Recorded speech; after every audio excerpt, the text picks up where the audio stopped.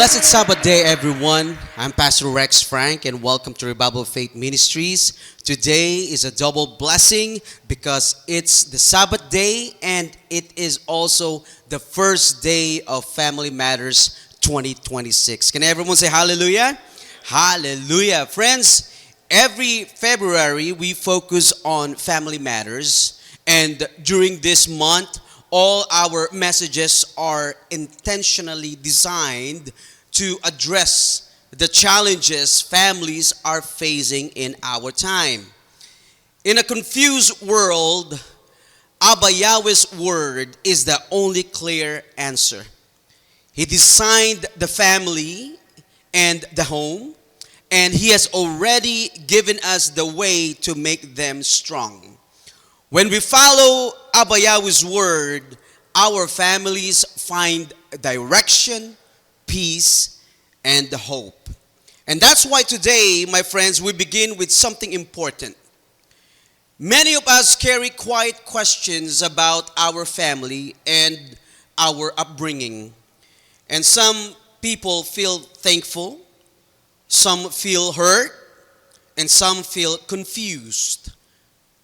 But Abba Yahweh understands every person, every heart, and your story matters to Him. Whether you are a parent, whether you are a child, a grandparent, a guardian, or preparing for your own home, this message is for you. Friends, Abba Yahweh loves families deeply, and He knows your story, He knows your circumstances, and today He wants to comfort you, strengthen you, and speak to your heart and your home. Today, our Almighty Father Yahweh will help you understand His love and His plan. He will show you how your parents were part of His work in your life. And that's why I encourage everyone, be ready, because our Almighty Father Yahweh wants to speak to you personally. Hallelujah. All right, to start our message today, let us turn our Bibles to Genesis chapter 1, and we are going to read verses 27 to 28. And it says, "So Yahweh created humans in His own image. He created them to be like Himself. He created them male and female. Yahweh blessed them and said to them, 'Have many children, fill the earth and take control of it.'" Can everyone say hallelujah? Hallelujah. Friends, before we continue, let us humble our hearts. Let us pray to Almighty Father Yahweh, and as we prepare His word today, let us pray. Heavenly Father Yahweh, we come before you with humble hearts and grateful spirits. Thank you for giving us this sacred Sabbath where we can rest in your presence and receive your word. Abba Yahweh, open our hearts today. Please remove anything inside us that blocks us from loving you with all that we are. Father, fill us with your Holy Spirit so we may understand every word you will speak. Let your voice be louder than the noise and the distraction of this world. Transform our hearts today, Father. We do not want to be hearers only, but we want to obey, we want to follow, and we want to serve you with joy and with passion. Abba Yahweh, we dedicate this gathering to you.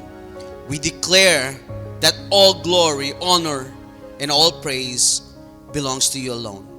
And we pray this in the name of your Son, our Savior, Yahshua Messiah. Hallelujah. Everyone say hallelujah. Hallelujah. Friends, our message today is entitled Parents. Parents as Yahweh's co-creators. I want to say this clearly and boldly. Abba Yahweh chose our parents. Abba Yahweh chose our parents to help us experience His love, His guidance, and His care in a human way.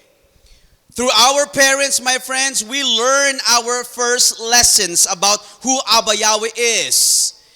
And even if our parents did not get everything right, Abba Yahweh can still use every part of our childhood for our good. Friends, the enemy and this world are attacking the family at every angle. Identity is confused. Values are distorted. Parenting is challenged. Parents and children are overwhelmed. Tama po ba mga kapatid, mga kaibigan? And in our society today, the home has become a battlefield. Many families are hurting. Relationships are strained and children are growing up confused and unprotected. And that is exactly why we must return to Abba Yahweh's design for the family. When the world brings confusion and pain, remember this, my friends, only Abba Yahweh brings clarity and healing. Abba Yahweh alone can restore what is broken and strengthen families from inside out. Alam niyo mga kapatid, maraming mga bata ang nagtatanong silently sa kanilang mga sarili, or they are probably wondering, why was I born into this particular family? Why these parents? Bakit sila ang aking mga naging magulang? Bakit ako nandito sa pamilyang ito? May mga iba naman nagtatanong sa kanilang sarili, why did Abba Yahweh allow me to grow up the way I did? Why those struggles? Bakit ko naranasan yung mga challenges sa loob ng aming pamilya? Meron namang mga magulang, mga kapatid, mga kaibigan, na nagtatanong sa kanilang mga sarili na, am I doing enough? Nagagawa ko ba yung dapat kong gawin bilang isang magulang? Am I failing my children? Can Abba Yahweh still use me? Friends, remember this. These questions shape how we see ourselves as children, as parents, and as a family. These questions affect how we see our value and how we face life every day. Kapag hindi po natin nauunawaan kung bakit tayo inilagay ni Amang Yahweh sa ganitong pamilya at sa ganitong kapaligiran, nagsisimula tayong magduda. Magduda sa ating halaga, sa direksyon, at minsan pati sa ating sarili. Itinatanong natin, may mali ba sa akin? May mali ba sa akin? That is why today, my friends, Abba Yahweh wants to remove any confusion, and He wants to bring clarity and healing so we can understand our lives, know our value, and walk with confidence in how He created us.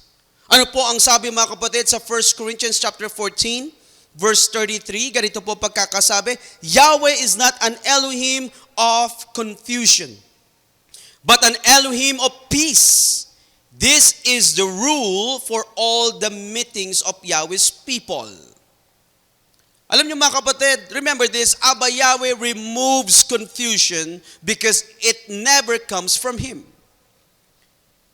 His word brings clarity, He brings peace, and He brings the right direction for our lives. And that's why Abba Yahweh uses parents. Not culture, not social media, and not the voices of this world to shape life. Alam niyo mga kapatid, the Bible shows us that parents are His chosen partners in bringing clarity, bringing direction and peace into a child's life. Parenting reflects the heart of our Almighty Father Yahweh. Remember that. Parenting reflects the heart of Abba Yahweh. Through parents, children learn love, they learn discipline and compassion. And even through imperfect parents, your life was never a mistake. Tandaan po natin yan. Your life was never a mistake. Abba Yahweh planned you. You were created with intention. You are placed with precision and you are raised with a purpose.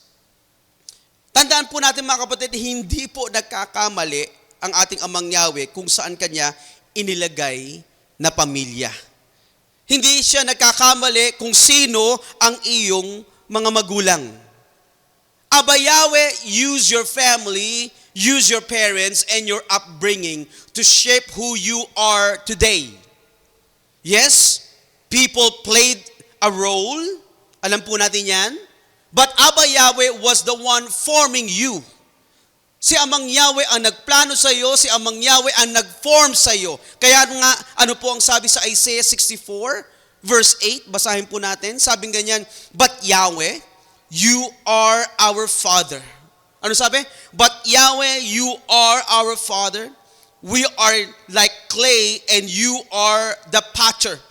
Your hands, take note of this, ano sabi? Your hands made us all. Can everyone say hallelujah? Your hands made us all. Kahit hindi po perpekto ang ating pamilya, kahit na hindi po perpekto ang ating mga magulang, sila pa rin ang ginamit ni Amang Yahweh para tayo po ay magabayan, maalagaan, at maturuan ng mga unang aral ng buhay. Tama po ba? Friends, kung babalikan po natin ang ating opening Bible passage doon sa Genesis chapter 1, verse 28, makikita po natin dito mga kapatid, na hindi lang ito basta utos ng ating Amang Yahweh. Ito po ay isang paanyaya ng ating Ama na nagsasabing, come join me in creating life. Yan po ang sinasabi ng ating Amang Yahweh. Ano sinasabi niya? Halika, makiisa ka sa akin sa paglikha at sa paghuhubog ng buhay. He was saying, partner with me and create life with me. Napakaganda, tama po ba? Ang ating mismo, ang ating Amang Yahweh mismo ang nagsasabi nito, nagsasabi siya, partner with me and create life with me. Notice what Abba Yahweh declared in verse 28, my friends. Sabi niya ganyan, have many children, fill the earth. Nakita niyo mga kapatid, ang sabi niya, have many children, fill the earth. Friends, this was never just about numbers. It was an invitation. An invitation to partner with Abba Yahweh in His creation, His plan, and His life-giving work. Can everyone say hallelujah? Hallelujah. And this shows us how valuable and powerful parenting is in Abba Yahweh's eyes. Because Abba Yahweh entrusted the future of humanity to the hands of mothers and fathers. What an honor. What an honor. And what a responsibility also. Tama po. Friends, parenting matters to Abba Yahweh because our value comes from Him. Not from people's opinions or this world. Abba Yahweh made us in His image, and even before anyone else influenced us, He already knew who we are. And that's why our worth is secure. And that's why He uses families to teach this truth. Just think about this, my friends. When Abba Yahweh, look at this. When Abba Yahweh created Adam, when Abba Yahweh created Adam, He formed him directly from where? From dust. He was already full grown and he was already fully functional human being. But after Adam, my friends, Abba Yahweh changed. Abba Yahweh changed the pattern forever. Nakita niyo mga kapatid? Alam niyo mga kapatid, just think about it, kayang-kaya ng ating Amang Yahweh na magpatuloy sa paglikha ng tao mula saan? Sa alikabok, kaya ng ating Amang Yahweh. Kaya niyang gawin yung ginawa niya kay Adam para gumawa ng mga tao. Ulit. Tama po ba? Ngunit hindi na niya ito pinili. Sa halip, anong ginawa niya? Pinili niya ang paraan ng pag-ibig. Pinili ng ating Amang Yahweh ang sinapupunan ng isang ina at ang pagkalinga at proteksyon ng isang ama. Ipinapakita dito mga kapatid na ang bawat buhay pagkatapos ni Adan ay isinilang hindi bilang isang individual lamang, kundi bilang bahagi ng isang tahanan. Dumaraan ang bawat isa sa isang pamilya. Alam niyo mga kapatid, ang ating Amang Yahweh, hindi niya gustong lumaki ang bata na mag-isa. Ayaw ng ating Amang Yahweh na lumaki ang mga bata na naliligaw o walang nag-aalaga. Friends, from the beginning, Abba Yahweh's desire was for every child to be formed within the safety and within the care of a family. Gusto ng ating Amang Yahweh na maranasan ng bawat bata, bawat tao ang pagmamahal, pag-aaruga at seguridad ng isang tahanan. Kaya nga niya tayo inilagay sa isang pamilya. Para may mag-aalaga sa atin, para may gumabay sa atin, tumulong sa atin sa paglaki. Remember this, my friends, through our parents, Abba Yahweh expresses His care, His love, and guidance as our true Heavenly Father. You were not sent to this world by accident because Abba Yahweh formed you in your mother's womb and placed you in a home where you were born. You grew up in a situations that help shape who you are. Abba Yahweh was involved. Look at this, my friends. Abba Yahweh was involved in every detail. Alam niyo mga kapatid, Abba Yahweh did not only plan your life, He also placed you in the environment where you would grow. Can everyone say hallelujah? Hallelujah. Ang ibig sabihin nito mga kapatid, your beginning was very personal sa ating Amang Yahweh.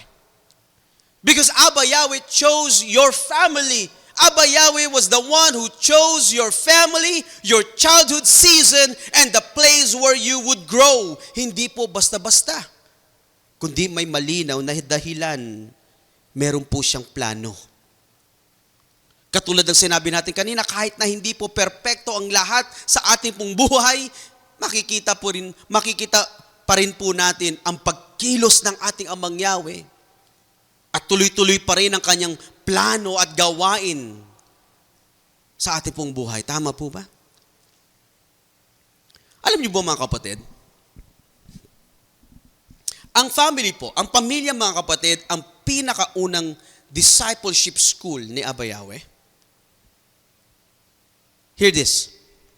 Ang pamilya po mga kapatid, ang pinakaunang discipleship school ng ating Amang Yahweh. Dahil dito po, unang tinuruan ni Abba Yahweh ang tao na mahalin siya at mahalin ang kapwa.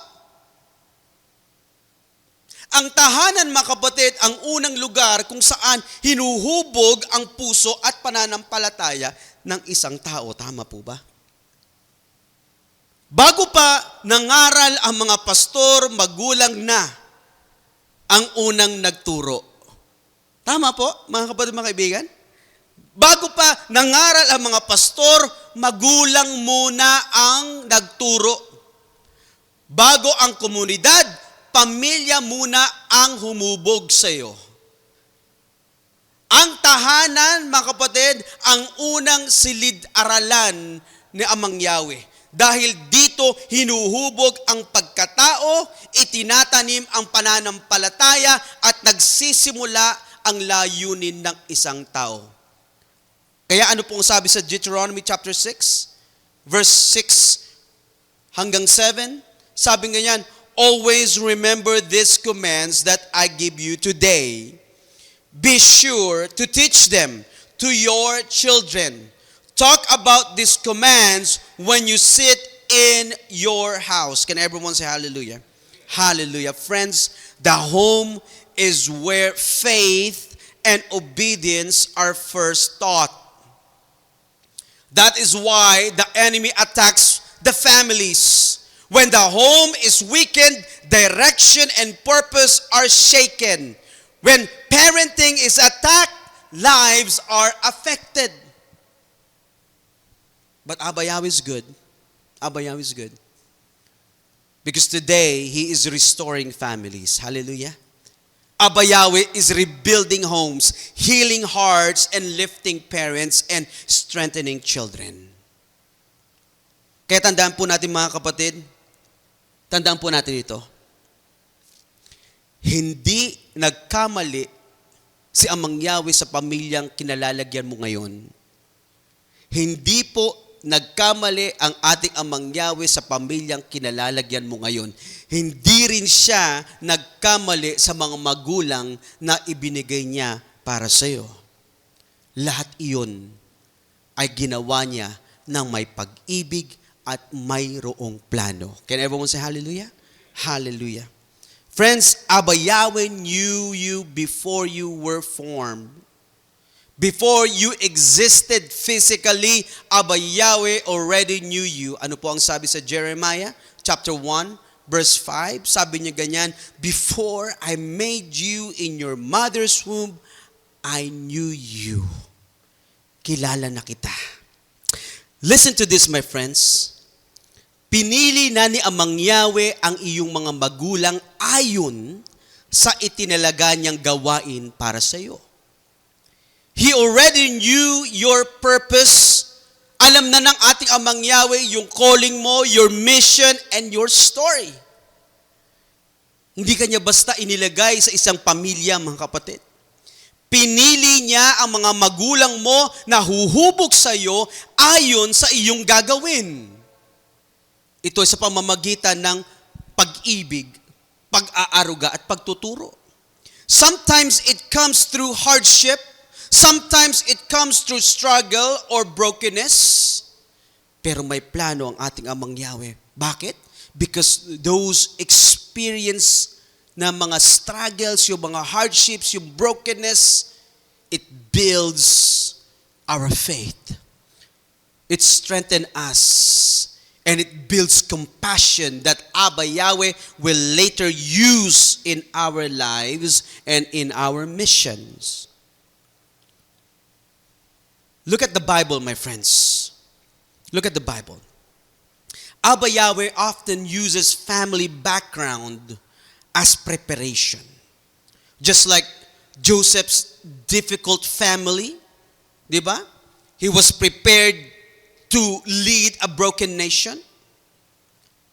Moses needed Hebrew roots and Egyptian training para magawa niya kanyang misyon.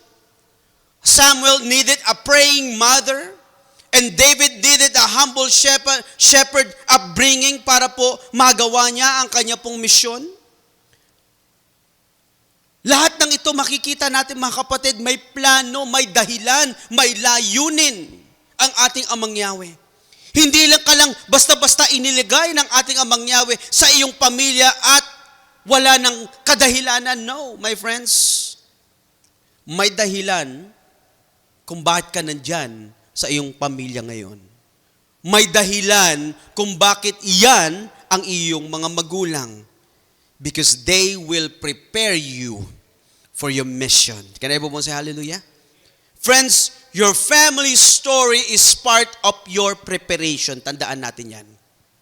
Ginagamit ng ating Amang Yahweh ang mga hindi perpektong mga magulang upang magpalaki ng mga anak na may matibay na pananampalataya. Remember this, my friends, no parent is perfect. No parent is perfect. But Abba Yahweh is perfect and He's choosing. Tandaan po natin yan. Sometimes, mga kapatid, mga kaibigan, sometimes Abba Yahweh places a child in a loving home to teach gratitude. Sometimes Abba Yahweh places a child in a broken home to teach compassion, a strict home to teach discipline, a poor home to teach humility, a wealthy home to teach stewardship, a spiritual home to teach faith. Kaya tandaan natin mga kapatid, ang pamilyang kinalalagyan mo ay hindi basta-basta. Sa kabila ng pagiging hindi perpekto ng mga magulang, pamilya, may malinaw na layunin si Amang Yahweh sa kung saan kanya inilagay. Para po mas maunawaan natin ito, tignan natin po ang isang halimbawa mula po doon sa Bible. We're going to talk about an Old Testament story. At para po maunawaan natin, malaman talaga natin na ang ating Amang Yahweh ay inilalagay tayo doon sa ating pamilya. Ibinibigay niya yung mga magulang natin dahil meron po siyang layunin. Ngayon, dumako tayo sa Judges 13, my friends. Dito natin makikita kung paano ginamit ni Amang Yahweh ang mga magulang upang ihanda ang isang anak para sa kanyang gawain.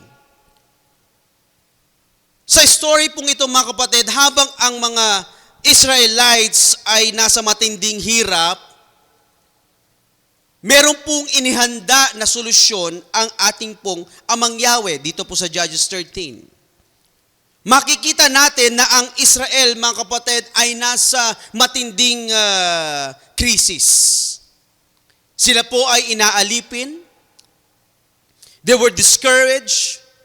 At sila po ay masasabi nating spiritually lost dahil po sa kanilang mga kasalanan. Ngunit kahit na meron pong ganito ang kalagayan o kahit na ganito po yung circumstances ng Israelites, mga kapatid, may inihanda pong solusyon ang ating pong Amang Yahweh para tulungan sila.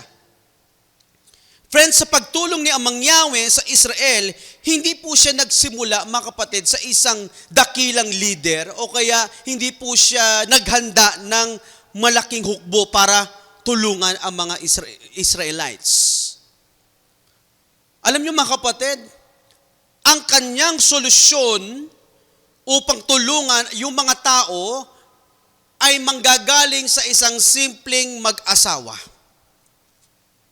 At dito po papasok, mga kapatid, ang kwento ng mga magulang ni Samson na mababasa po natin sa Judges 13 hanggang 16. Friends, Samson's parents were ordinary people. And they were only living ordinary lives, yet Abba Yahweh saw them as the perfect vessels to raise a child who will help the Israelites.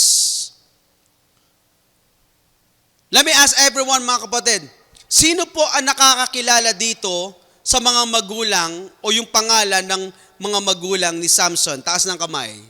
Sino po? Yung mga nanonood ngayon, kilala po ba ninyo ang mga parents ni Samson? Let's go ahead and read Judges 13 verses 2 to 3. Ganito po ang pagkakasabi. There was a man named Manoah from the city of Zorah. He was from the tribe of Dan. Manoah had a wife, but she was not able to have any children. The angel of Yahweh appeared to Manoah's wife and said, "You have not been able to have children, but you will become pregnant and have a son." So ang pangalan po ng ama, yung name ng father po ni Samson ay si Manoah. But the Bible does not record the name of Samson's mother, but you know what? Abba Yahweh knew her deeply and personally.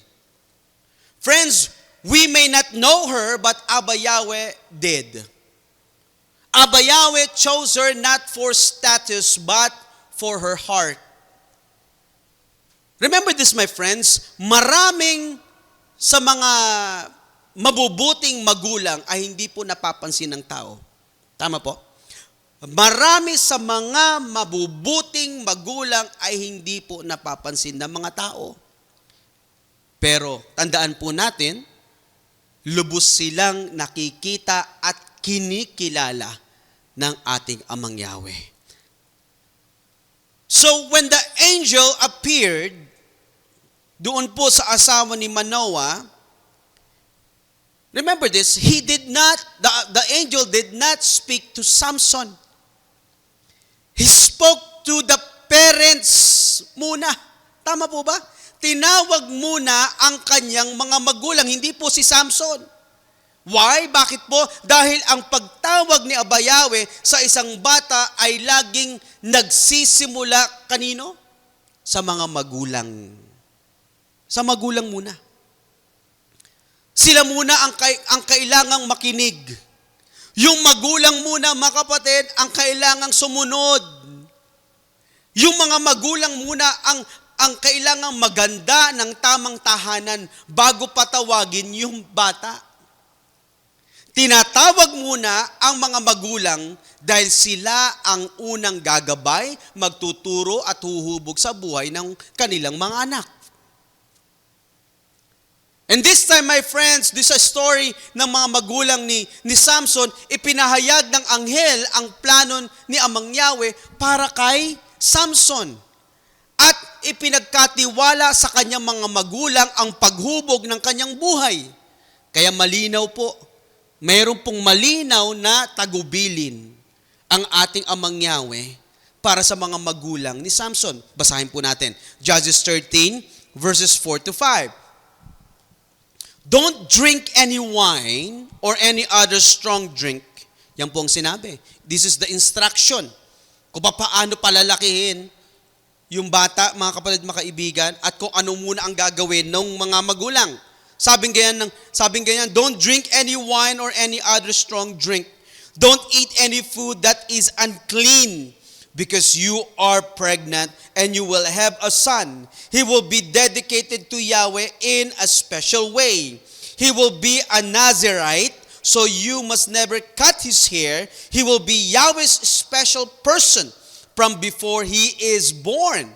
He will save the Israelites from the power of the Philistines.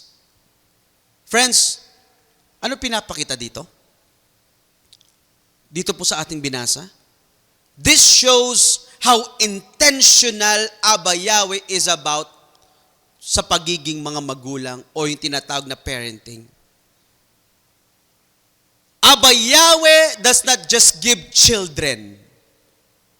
Ulitin ko mga kapatid. Aba Yahweh does not just give children, He gives guidance and equips parents, mga kapatid, to shape their lives. Nakita nyo? Hindi ka lang niya bibigyan, hindi niya lang bibigyan ng mga anak, yung magulang, kundi i-equip niya muna, bibigyan niya ng guidance, yung mga magulang, to shape yung buhay ng mga bata. Listen to this, my friends. Parenting is not guesswork. It is partnership with Aba Yahweh. Parenting is not a guesswork. It is a partnership with Aba Yahweh. Friends, before Samson carried strength, Aba Yahweh first trusted his parents, showing that parenting is his way of shaping the people he will use for his purposes. Remember this, my friends, hindi po ipinadala ni Aba Yahweh si Samson na malaki na or full-grown man na. Ipinagkatiwala muna siya sa isang pamilya, sa mga magulang. Tama po ba? Ipinapakita nito na ang plano ni Amang Yahweh sa buhay ng isang tao ay nagsisimula saan? Sa mga magulang muna at sa isang tahanan. Tama po ba? Like Samson, his anointing began in the womb, but was shaped at home through his parents. And if Aba Yahweh trusted, look at this, and if Aba Yahweh trusted Samson's parents, remember this, my friends, He can also trust you with your children. Can everyone say hallelujah? Hallelujah. Kaya bilang mga magulang, ang hinihingi po ni Amang Yahweh ay yung pusong handang makinig sa Kanya. Bilang mga magulang, ang tinitignan ng ating Amang Yahweh ay yung mga magulang na handang sumunod, makinig sa Kanya. Gaya po ng mga magulang ni Samson. Alam niyo mga kapatid, humingi sila ng guidance.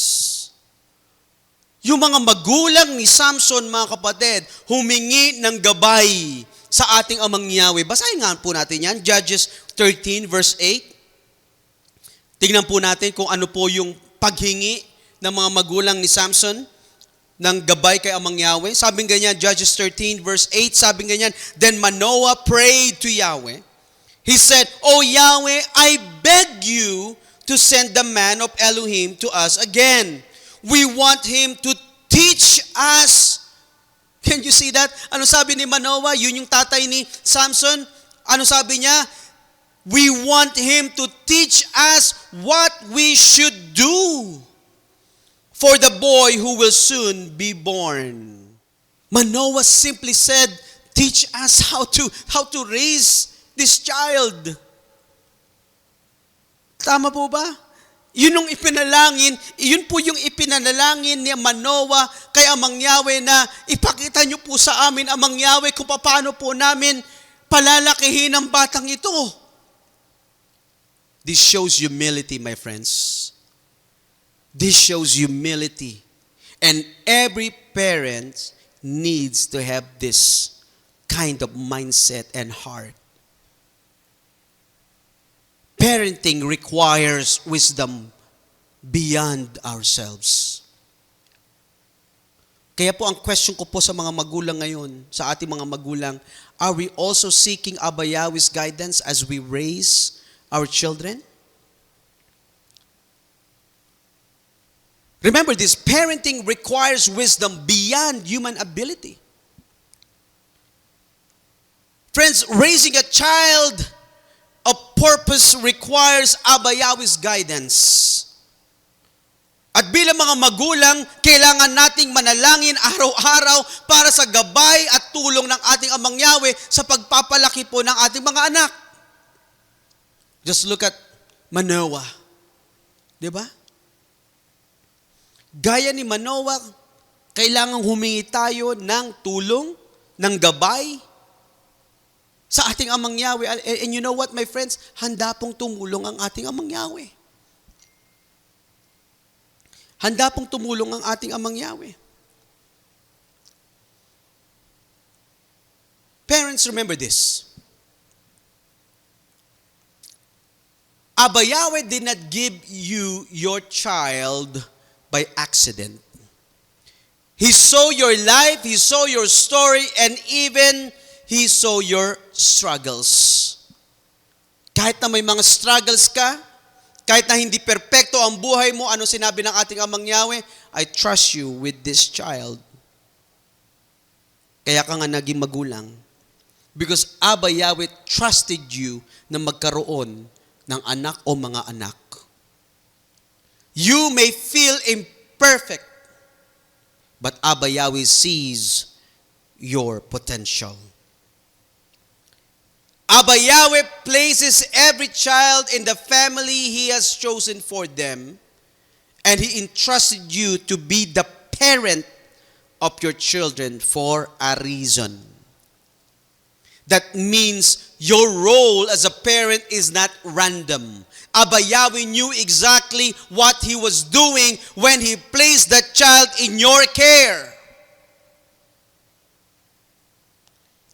Ang iyong kalakasan, ang iyong mga karanasan at maging ang mga pinagdaanan mong kahirapan ay bahagi ng gagamitin ni Amang Yahweh upang hubugin ang iyong mga anak.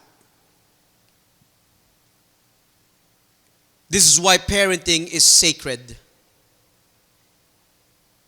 Hindi ka lang basta nagpapalaki ng anak, ikaw ay pinagkatiwalaan ng ating Amang Yahweh ng mga buhay na ipinagkaloob niya. Can everyone say hallelujah? Hallelujah. Friends, always remember this. Abba Yahweh uses parents not just to give life, but to prepare life. Not just to raise children, but to prepare their children for the future. Not just to discipline behavior, but to develop character. Abba Yahweh uses parents to prepare the next generation for His plans. Kaya nga ang pagiging magulang, mga kapatid, this is a sacred responsibility. Every child is given by Abba Yahweh is with purpose and potential. Kaya ano po ang sabi sa Psalm 127, verse 3? Children are a gift from Yahweh. He blesses us with descendants. And this verse reminds us that children come from Abba Yahweh. They are entrusted to us, not owned by us. That's why parents are called to care for, guide, and protect them. Faithfully raising them in Abba Yahweh's ways. Tama po? Parents are Abba Yahweh's partners. And families are where the next generation is formed. Through daily love, prayer, and obedience. That's why parenting matters so much sa ating Amang Yahweh. Bakit? Because we work with Abba Yahweh even before a child is born. Kaya napakahalaga, mga kapatid, napakahalaga ng role ng mga magulang para sa kanilang mga anak. Because parents are co-laborers. Parents are co-laborers with Abba Yahweh even before the child is born. Remember this, my friends. What you do as parent today shapes who your children can become tomorrow. Your words, your actions, and your examples shape your children little by little. They learn by watching how you live. Tandaan po natin yan. Not just by listening to what you say. Ang pananampalataya po ng inyong mga anak ay hindi po natututunan ng aksidente lamang. Ulitin ko po, mga kapatid, ha? Ang pananampalataya ng inyong mga anak ay hindi po natututunan ng aksidente lamang. Ito po ay nagsisimula sa loob ng inyong tahanan. Parents create the environment where faith grows. Abba Yahweh uses the home as the first sanctuary, the first classroom, and the first church. Saan po nag-uumpisa? Sa loob ng tahanan. Kaya nga napakahalaga yung presence ng mga magulang sa kanilang mga anak.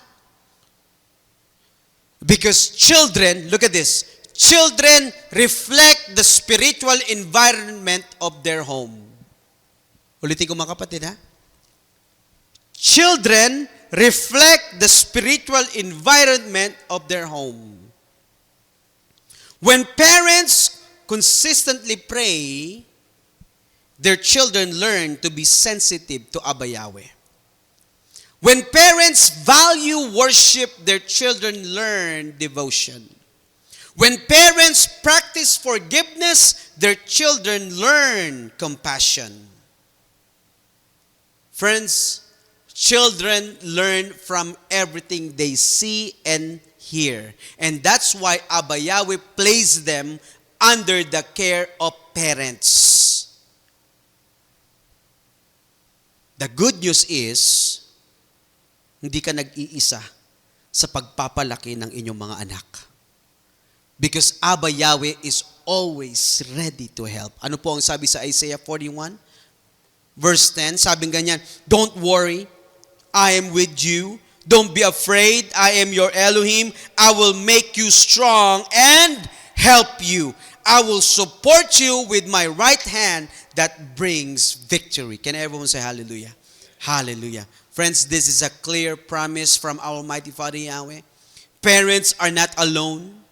When the battle feels heavy, Abba Yahweh gives strength. When fear tries to rise, Abba Yahweh gives victory. Parenting is not just about raising children. Parenting is not just about raising children, my friends. It's about shaping their lives. Every word, every lesson, and example helps form who they will become. And you are not doing this alone. Kasama po natin ang ating Amang Yahweh. Parenting is a partnership with Abba Yahweh. Parenting is a partnership with Abba Yahweh. Tandaan po natin yan. And Abba Yahweh is guiding every step of the way. Handa pong tumulong ang ating Amang Yahweh sa mga magulang. Parents, remember this. Remember this. Your greatest ministry is not outside your home. Your greatest ministry is not outside your home. Your first ministry is inside your home. Before Abba Yahweh calls you to influence other people, He calls you first to influence your children. Tandaan niyo po yan. Your home is where faith is formed. And as you raise your children, you are shaping Abba Yahweh's future servants, believers, and disciples. Tama po? Parents, your obedience to Abba Yahweh becomes a gift to your children. Every time you choose Abba Yahweh's way instead of your own way, you plant spiritual seeds sa inyong mga anak that will grow for generations to come. Ano po ang sabi sa Psalm 103, verse 17? Sabi nga niyan, but the faithful love of Yahweh will always be with people who worship Him. He promised to be kind to their children's children forever. Can everyone say hallelujah? Ano sabi nga yan? He promises to be kind to their children's children forever. That's why when we choose to obey Abba Yahweh and walk in His ways, His faithful love does not stop with us. Hindi po nag-i-stop sa atin lamang. Kapag tayo po'y marunong sumunod, tayo po'y nag-o-obey sa ating Amang Yahweh, sa Kanyang mga salita, hindi po nag-i-stop sa ating henerasyon. Yung mga pagpapala ng ating Amang Yahweh, kundi tuloy-tuloy ito sa mga susunod pang henerasyon. It flows down to our children and even to our grandchildren. Can everyone say hallelujah? Hallelujah. Your faith becomes their confidence. When children see you trust Abba Yahweh during hard times, they will learn that Abba Yahweh can be trusted. Your faith shows them how to stand strong. Your worship becomes their example. Children learn what matters by watching what matters to you. Parents, when Abba Yahweh comes first in your life, your children will learn to put Abba Yahweh first place sa kanila pong buhay also. Tandaan po natin yan. At sa mga anak naman, children, please honor your parents. Not because they are perfect, but because Abba Yahweh chose them to be part of your life. Honoring parents does not mean agreeing with their mistakes. It means respecting Abba Yahweh's authority in placing you where you are. Remember this, my friends. Hindi aksidente ang pamilyang kinalakihan mo. Inilagay ka ni Amang Yahweh doon upang hubugin ang iyong puso, ugali, at ang iyong pananampalataya. Remember this, my friends. Abba Yahweh could have created you the same way He created Adam. Fully formed, fully grown, with no childhood, no parents, no upbringing, and no family story. Pwede niyang gawin yan. However, Abba Yahweh chose a loving way para sa iyo o para sa ating lahat. To be raised, guided, and cared through our parents, through our family, through relationships. Abba Yahweh uses earthly parents so we can experience His heavenly love in real and visible ways. From the beginning, He chose the warmth of a mother's womb and the care of a family to show us what His love looks like. Hallelujah. Your life began surrounded by family. Your life began surrounded by family. Bago ka pa makapagsalita, binigyan ka na niya ng pag-ibig at pag-aaruga. Ginamit ni Amang Yahweh ang iyong mga magulang upang hubugin ang pagkatao mo. Sagana man o kulang ang pag-aarugang natanggap mo, ginamit pa rin ng ating Amang Yahweh ang mga ito sa ikabubuti mo. Ano po ang sabi sa Romans chapter 8, verse 28, mga kapatid, mga kaibigan? We know that in everything Yahweh works for the good of those who love Him. These are the people Yahweh chose because that was His plan. Can everyone say hallelujah?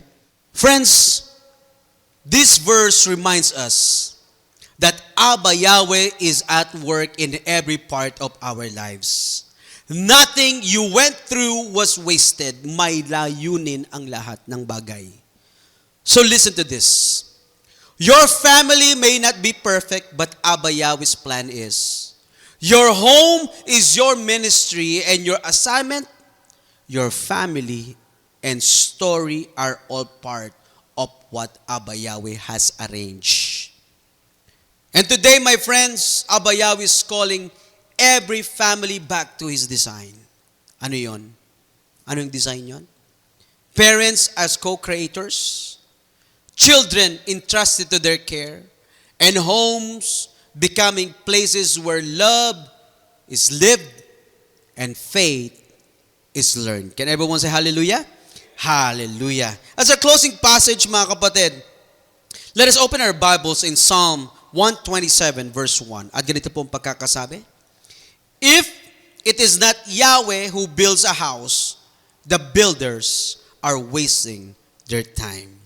Friends, this verse reminds us that families cannot stand on human effort alone. Abba Yahweh must be the foundation and the center of the family. Without Him, even strong families will struggle. Friends, let us remember this as we close today. Parents are Yahweh's chosen partners in shaping life.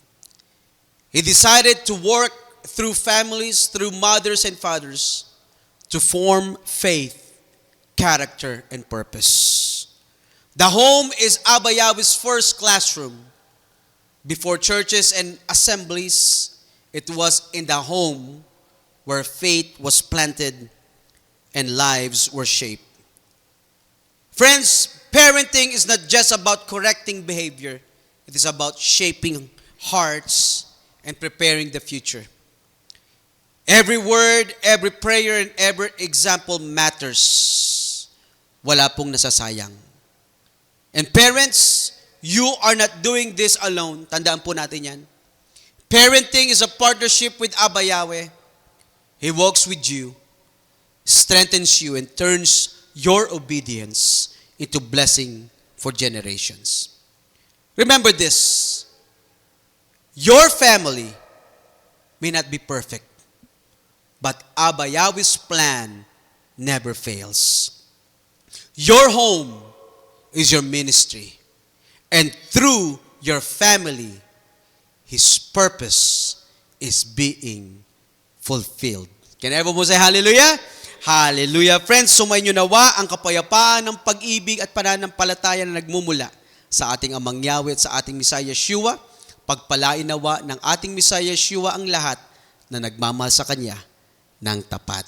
Hallelujah! Tumuyo po tayo at tayo po'y manalangin. Let us pray. Father Yahweh, we thank you for this powerful message. Thank you for choosing our parents, our families, and our story. Father Yahweh, please heal every wound that still hurts. Heal every heart that still struggles, and please strengthen every parent who feels overwhelmed. We ask you today, Father, to guide every child who is searching for direction. Let every home represented here today experience your peace, your presence, and your purpose. Make our families reflections of your love. Teach us, Father Yahweh, to be faithful co-creators with you, and let the generations after us walk in blessing, obedience, and destiny. Father Yahweh, we declare healing, we declare unity, and we declare breakthrough over every household. Thank you once again, Father Yahweh, for your amazing blessings, and we ask all of this through your Son's name, our Savior, Yeshua Messiah. Hallelujah. Everyone say hallelujah.